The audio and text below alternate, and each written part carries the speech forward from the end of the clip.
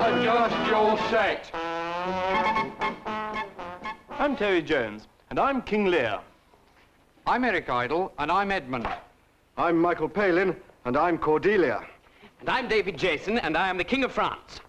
The Earl of Gloucester, Edgar, son to the Earl of Gloucester, an old man, a fool, a herald, 3 servants, 4 knights attending the king, and I'm not in this bit.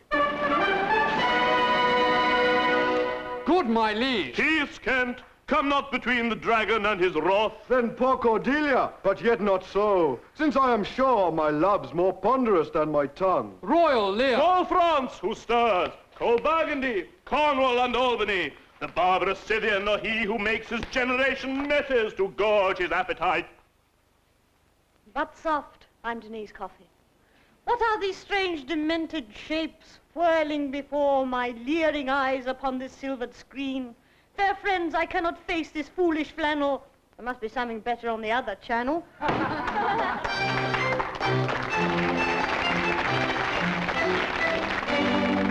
We present number 6 in the series, Musicians at Work. This week, a popular German group, the Erich von 2-3 Players, formerly known as the Erich von 2-3 4.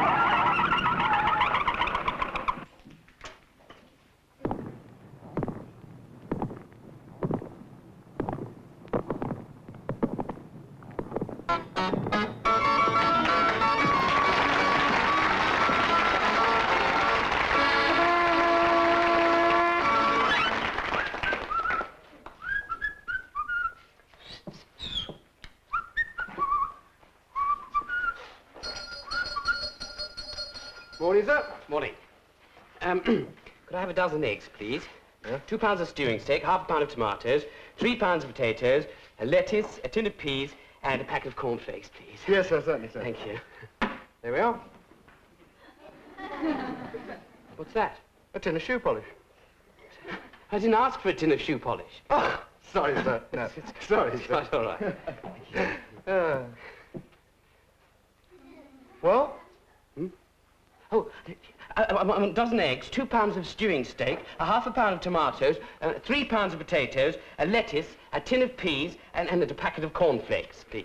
Make up your mind, sir. But I don't know. I don't want that. Well, look, all right. Well, will you wait there so we'll Just- serve this gentleman, please? Oh, yeah. Just a moment. Hello, Mr. Jenkins, how are you? Hello. Could I have a tin of shoe polish, please? Yes, certainly. Morning. There we are. Dozen eggs, lettuce, tin of peas, and a packet of cornflakes. Oh, dear. Oh, never mind about the peas. Oh, There you are, thank Mr. Jenkins. Lovely. Would you put it on the bill? Yes, I will do indeed. Bye-bye. Cheerio. Now then, made up your mind? Yes. Could I have what that gentleman had, please? A tin of shoe polish. Yes. I'm sorry, sir, I sold the last one. I'll tell you what I can give you. A dozen eggs, £2 of stewing steak, half a pound of tomatoes, £3 of potatoes, lettuce, tin of peas, and a packet of cornflakes. Cornflakes. Oh, that would be all right. I'd just take that. Oh, there you are, sir. We've got hundreds of them.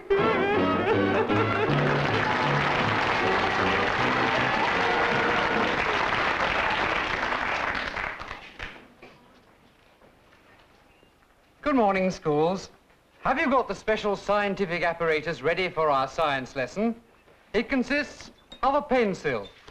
Today, we're going to learn about a weighty matter, gravity.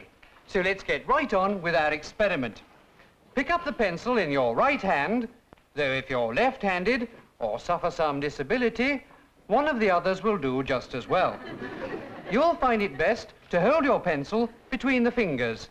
Hold it firmly, but there's no need to squeeze. And don't play with it. I'm not playing with mine. Right, well, let's pick up our pencils and raise them to an altitude of about 12 inches above the top of the desk, making sure that there's no obstruction underneath. Now, by gently moving your fingers apart, release your hold on the pencil. Did you notice what happened? Your pencil fell. Mine did. Did yours? It should have done. If your pencil refuses to fall, something may be wrong. Perhaps you're not letting go hard enough. Right, well, let's all pick up our pencils a second time and let them fall a second time now, just to get an average. Well, why does your pencil fall? It falls because it is attracted by a force. We scientists call this force gravity. G-R-A-V-Y, gravity. And gravity was invented by a famous scientist called Sir Isaac Newton.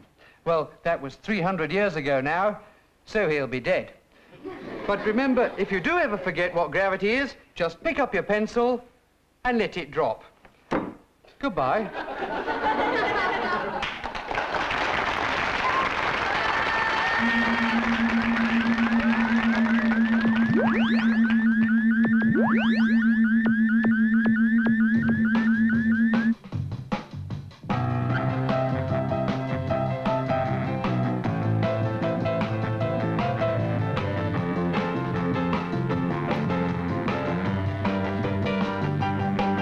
I was working in the lab late one night when my eyes beheld an eerie sight, for my monster from the slab began to rise, and suddenly, to my surprise, he did the monster mash. It was a graveyard smash. It caught on in a flash. He did the monster mash from my laboratory in the castle east to the master bedroom where the vampires feast. The ghouls all came from their humble abodes to get a jolt from my electrode. They did the monster mash. It was a graveyard smash. It caught on in a flash. It was the monster mash. The zombies were having fun. The party had just begun. The guests included Wolfman, Dracula, and his son. The scene was rocking, all were digging the sound. Igor on chains, backed by his baying hounds. The coffin crickers were about to arrive with their vocal group, the Brain Surgeon Hive.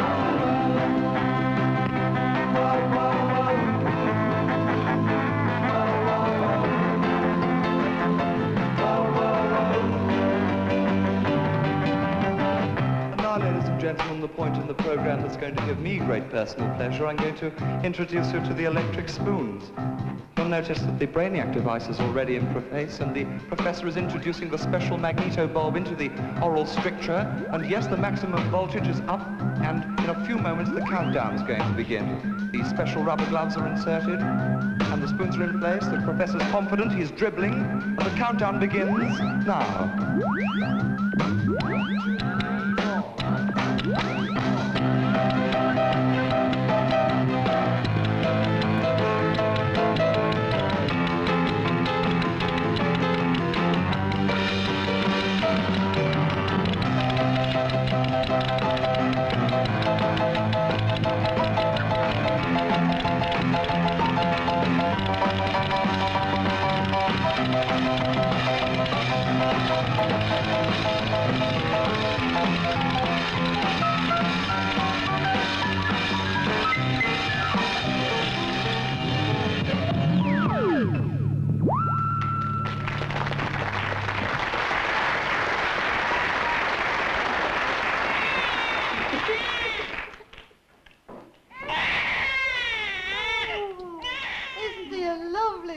boy, and he looks just like his father. Mr. Thompson? Oh.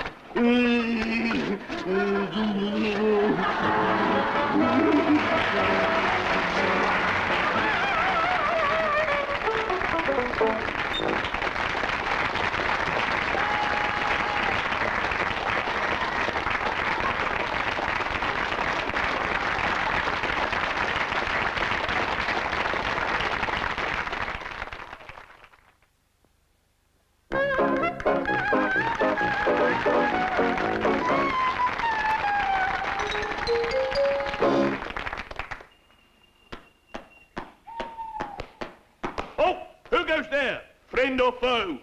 There!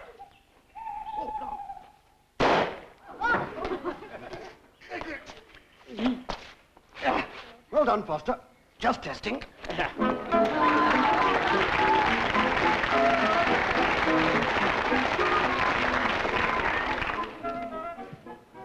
Hello. Once a week for the next 14 years, I'm going to elaborate on well-known phrases or sayings in common parlance. Today's phrase is, sticks and stones may break my bones, but words can never hurt me. This... Oh!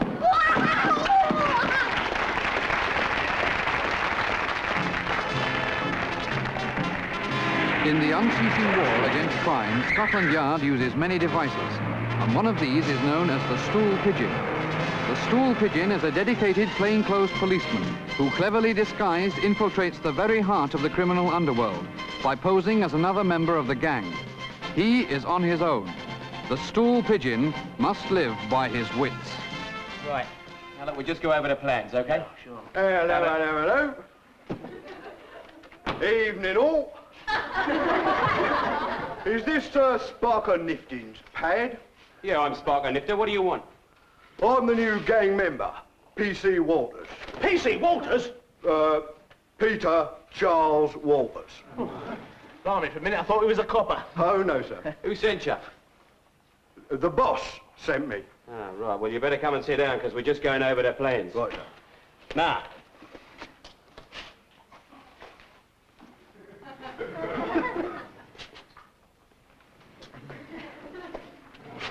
Right. Now, the timing of the raid will go like this. Hey, Magsy. Okay? Oh, all right, Tom, Maisie. Now, listen carefully, because this could be one of the greatest raids.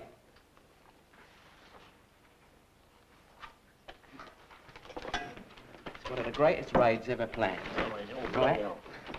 Now, look, we leave the garage in Duke Street at exactly 10 o'clock. Yeah. And the brown car, right? Yeah. Brown car. And the brown... Then- What are you doing? Oh, I'm sorry, sir. I just want the facts. Look, you don't write anything down. You keep it there in your head. In your E-double-D, your head. Yes, certainly. Get it? Yes. Right. It wasn't the mode of procedure I was taught at gang college. Now, look. You've got to be outside the bank before 10:15. Right now, then you, Vince, you'll take the van and you'll go and park it round this corner here. Right. Can't do that. Right up. Why not? Eh? Double yellow lines. No parking, even front loading, between the hours of 6:30 a.m. and 8:30 p.m. Listen, wise guy. Whose side are you on? I am on the side of the criminal. Right. Now, look. I've timed it right down to the last second. At 10:22, the security van comes up to the back door of the bank. At 10:24 exactly, the safe is blown. Now, that will give us 30 seconds to get from the safe into the getaway car. Gentlemen, that's enough. Eh? I have a nasty surprise for you. I am not a criminal. I am, in fact, a stool pigeon. No. You what? I am a plainclothes police officer in disguise. So am I. Superintendent Jackson, CID. Whoa. So am I. Sergeant Pepper, Criminal Records. So am I, Police Constable Raymond Francis, Q Division. Policewoman Valerie Foster, C Division. Blimey, we're all coppers. You mean this isn't the very heart of the criminal underworld, where lurk some of Britain's most notorious villains? What are we going to do, Super? Can you blow a safe, Sergeant? Well, actually, I can, you know.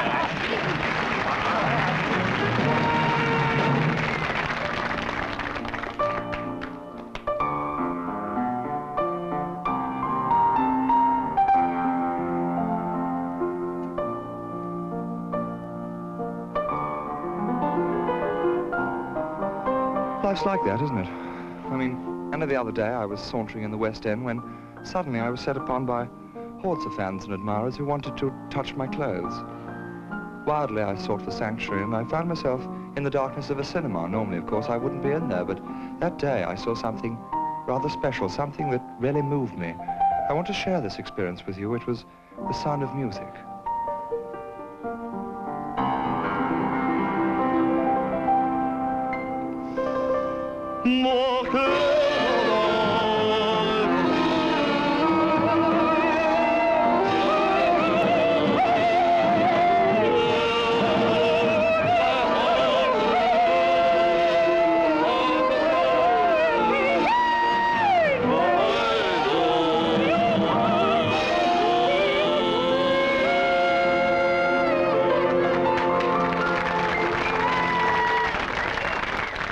I want to tell you something about the film which you are about to see.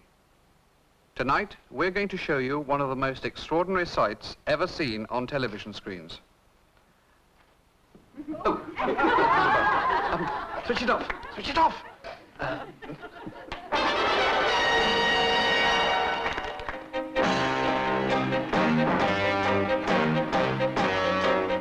This is Captain Fantastic speaking. As usual, I was having my lunch when...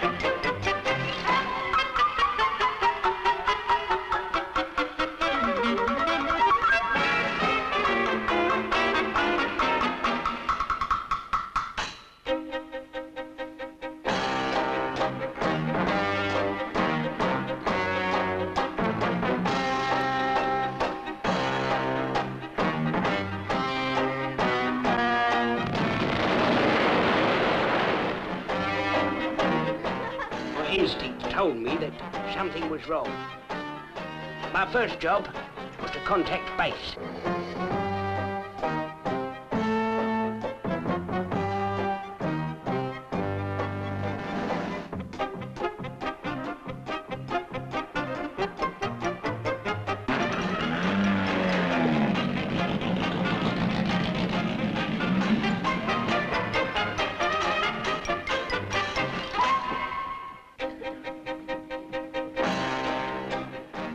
At last, I found what I was looking for.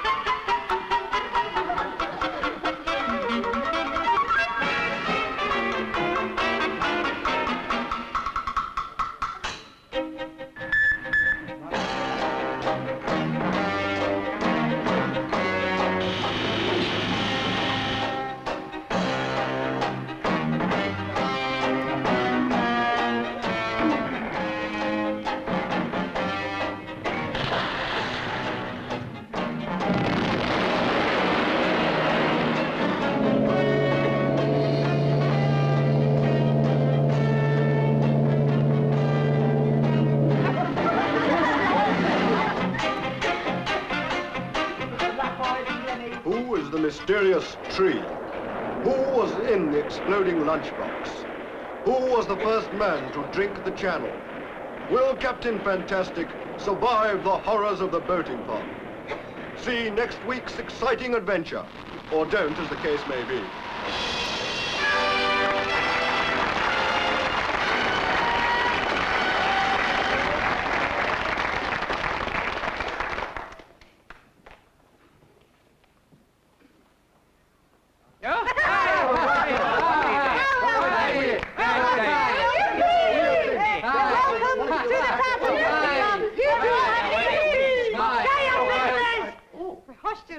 Lads.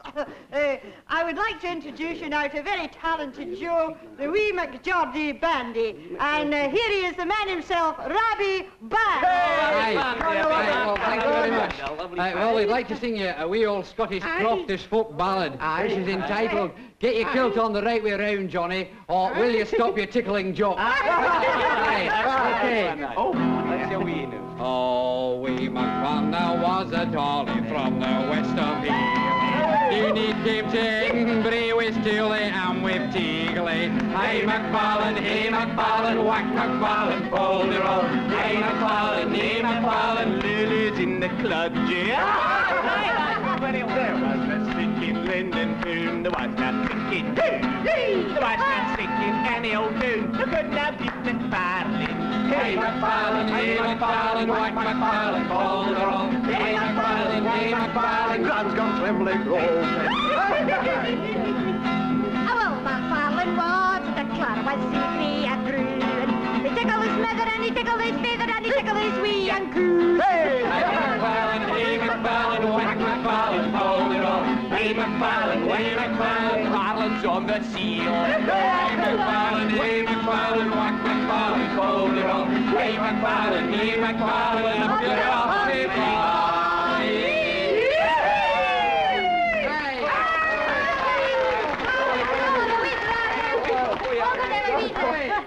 Now, who's for a wee little drink here?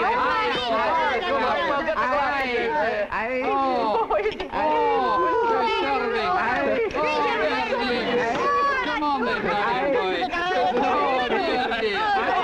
boy.